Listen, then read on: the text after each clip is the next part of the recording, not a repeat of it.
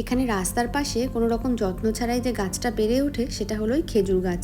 আমি আর ত্রিফিক যাচ্ছিলাম বিকেলে বালি আনতে গাছ লাগাবো, তাই পাশে এই খেজুর গাছটা দেখতে পেয়ে এত ভালো লাগছিল, তাই একটু কাছ থেকে দেখতে আসলাম।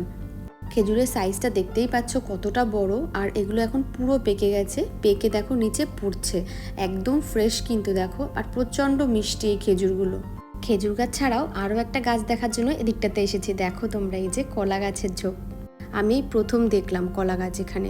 আমি এর আগে একটা বাড়িতে দেখেছিলাম, বাড়ির সামনে এমনি আর কি যেরকম আর্টিফিশিয়াল লাগায় না, সেরকম একটু ডেকোরেশনের জন্য লাগাতে, কিন্তু এই গাছের ঝোপেই প্রথম দেখলাম।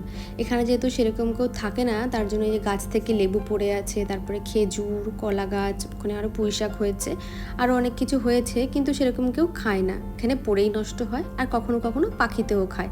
তো আমি শখ করে একটা খেজুর গাছ থেকে ছিললাম। মানে এটা অ্যাকচুয়ালি একটা অ্যারোবিকদের বাড়ি, তো তাদেরই বাড়ি, মানে তাদের আর কি বাগান বাড়ি টাইপের বলা যায়। একজন দাদা থাকে, তো তার পারমিশন নিয়ে গাছ থেকে কয়েকটা ছিঁড়লাম।